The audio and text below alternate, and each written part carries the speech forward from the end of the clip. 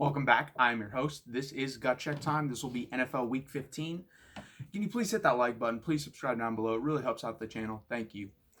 Last week I went 5-7 gambling picks, not good. 7-8 straight up picks, not good. Also, I think that's one of my only straight up picks weeks where I've gone under 500.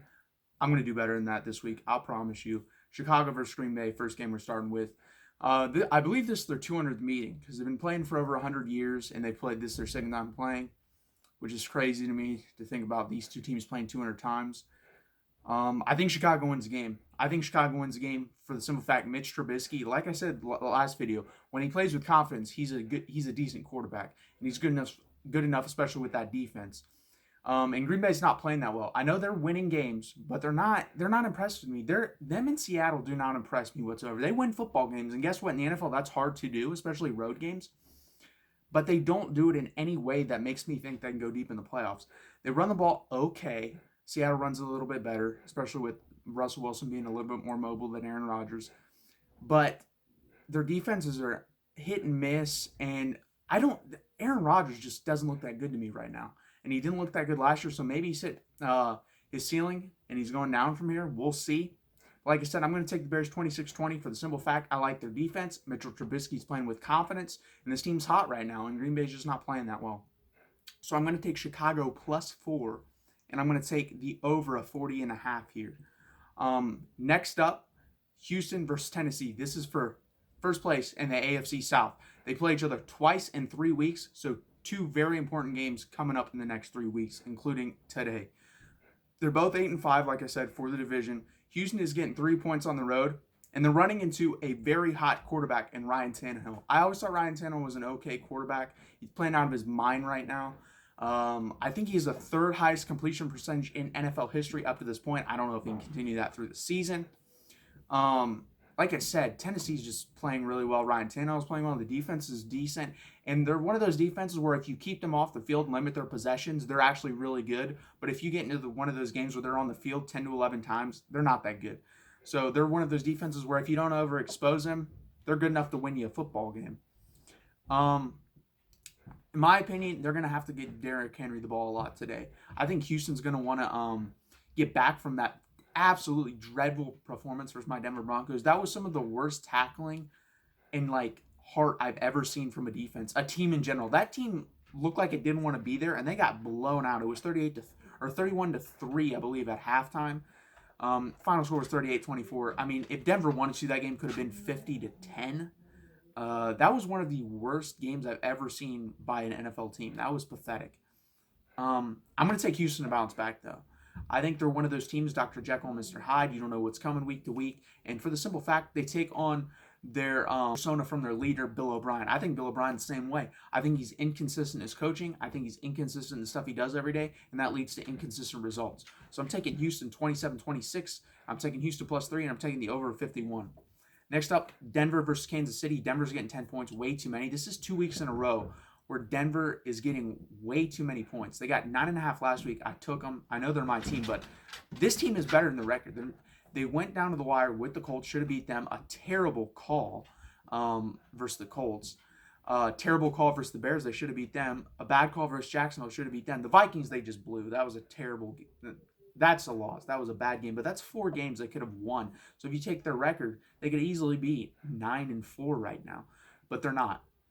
That's what the NFL is. It's execution in late game situations, and you shouldn't let it come down to the refs. And 2 of those games, it was for sure the refs, the Colts game and the Bears game. Jacksonville was a little bit iffy, but in my opinion, it was the refs. As a fan, I'm probably going to think like that. Vikings, total choke job there for the Broncos. But this is way too many points. It's snowing today. This is going to be a lower scoring game than I predicted. I originally thought it would be 28-20 Kansas City. It's going to be lower than that. I'm thinking 23-17 Kansas City. I think the Broncos have a better run game than the Kansas City Chiefs, especially against their the weakness of the Chiefs' defense is their running attack. Their secondary has actually played pretty well so far down the stretch of this season. So I'm going to take, like I said, 23-17 Kansas City. So I'm taking Denver +10, and I'm taking the under of 44.5. Next up, Buffalo versus Pittsburgh. This is a pick'em game, which is a shock to me. I'm going to take Buffalo to win this game. They're the better football team than me. Pittsburgh I'm going to be honest with you. I thought Mike Tomlin was done there. I thought he underachieved. He underachieved because of the pieces around him and the distractions they presented to the team, not because of him. He is a terrific football coach. Let me repeat that. A terrific football coach. This team is not a good football team, and they're going to make the playoffs. And I wouldn't be shocked if they win a playoff game because they'll probably end up playing. If they play Houston, I definitely wouldn't be shocked. If they play Kansas City, I'd be a little bit shocked there. But you never know. Pittsburgh has kind of owned Kansas City over the years. I'm going to take Buffalo to win, like I said. But Mike Tomlin's done a hell of a job. He got rid of a gigantic distraction, obviously, in Antonio Brown. And then Le'Veon Bell's definitely a distraction as well. Ben Roethlisberger's not too much of a distraction. But he's done a terrific job, and he'll probably win Coach of the Year, in my opinion, should win Coach of the Year. The other candidates for that, for me, would probably be Mike Vrabel. If Vic Fangio finishes out the season 8-8, I'd throw his name in there. But those are the only two I can think of. Terrific job with their teams. I'm taking Buffalo to win this game, though, 24-16. And also Sean McDermott. I totally forgot about that. And if Buffalo wins this game, they play the Patriots next week. That could be for the division. The over-under here is 36.5. I'm going over. Los Angeles Rams versus Dallas. Rematch of the playoff game last year where the Rams won that game in Los Angeles. This time it's in Dallas. I don't think that makes too much of a difference, to be honest with you, because there was more Dallas fans in Los Angeles last year than Los Angeles Rams fans. I'm going to take Dallas to win this game for the simple fact they have to beat a good team at some point. I don't see them with this much talent going through a whole season without beating a team above 500. They're 0-6 versus teams above 500. So I'm going to take them to beat the Rams, who are over 500. I believe they're 8-5. They're a good football team. They played decent, and they finally got back to their identity. 20 to 30 carries for Todd Gurley, screens, play actions, and a couple shots down the field, but mostly staying in the middle of the field. That's Jared Goff's strength, and I don't know why they got away from it.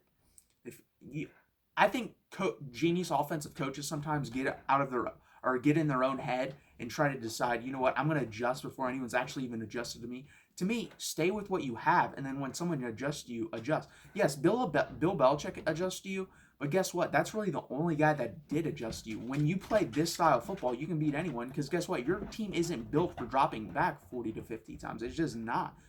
And Bill Belichick is one of the best coaches ever. So, yeah, he's going to make you look silly, but that's just one game. I know it's a Super Bowl, but it's one game, and you got to look at it in that aspect, not just, oh my gosh, it was a Super Bowl, it was the biggest game. No, it was one game. Don't adjust because of one game.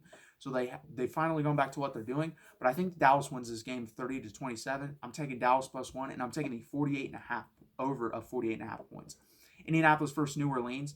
This game reminds me of earlier in the year when Indy went to Kansas City, and they were a heavy underdog here. I believe in 9.5 point underdog, and I took them to cover, but I didn't take them to win, even though I thought they had a chance.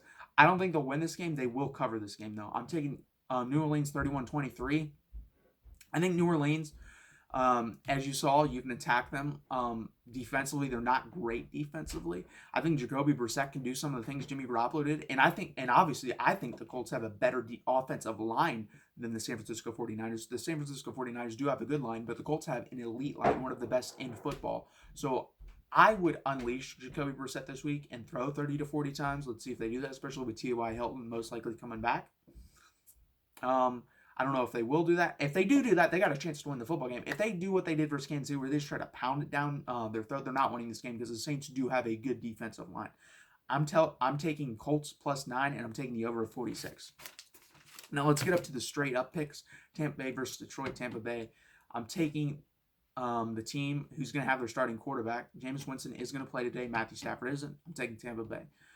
Philadelphia versus Washington. I'm taking Washington in an upset, and if Dallas wins tonight, they pretty much clinch the NFC East. I think they do clinch the NFC East if they win one of their next two games if they win tonight.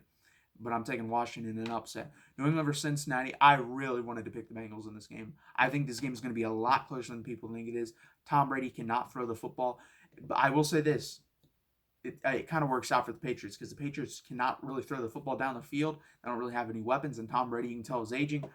But Cincinnati's terrible at defending the run. To me, if I'm Cincinnati, I'm loading the box, and I'm playing man-to-man, and I'm saying, beat me down the field, buddy. And I'm playing press man-to-man coverage with no safety, zero man. And I'm saying, throw it deep, throw post, throw whatever you want. Throw how many deep balls you want today. You're not going to get them completed. The only guy I would even think that they could complete one to is N'Keal Harry, and I don't even know if Tom Brady trusts him. Seattle versus Carolina. I'm going to take Seattle here for the simple fact You only have to stop one guy, and that's Christian McCaffrey. And hopefully for my fantasy team, he does well. But I don't think he's going to play that well today. For his standards, not playing well is 80 total yards and a touchdown. So I think they can hold him to that. Miami versus the Giants. I'm going to take the Giants to win this football game. I just think I'm going to take the Giants to win this football game. I think the Giants are going to play for Eli Manning today. I don't think they want his record to be a losing record as a starting quarterback. His record right now stands at 116 and 117. I think they'd like to get that back to 500. I know Eli would like to get it back to 500. Jacksonville versus Oakland. I'm taking Oakland here. It's the last game in the black hole. They'll win this game. Cleveland versus Arizona. I'm taking Arizona. I just think the Browns, again, are kind of one of those Dr. Jekyll and Mr. Hyde type of teams. So I'm going to take Arizona here. Browns played decent last week. I don't think they'll play well this week. Atlanta versus San Francisco. This is easy. San Francisco's going to win. I think they're the second best team in football behind the Baltimore Ravens. Minnesota versus the Chargers. I'm taking the Chargers here in an upset. The fans here, I don't know Minnesota fans travel. If they do, they're really good fans. So there could be a lot of them there. I don't know if they travel, though. So we'll see. If they do, this could be a 90-10 game. I could see 90% Vikings fans in this stadium. But I'm taking the Chargers here, and I believe in upset. I'm not sure what the spread is on this game. And then the Thursday night game was the Ravens versus the Jets. I would have taken the Ravens. I mean, seriously, I'm not going to take the Jets. That'll do for this video. Please hit that like button. Please subscribe. Thank you.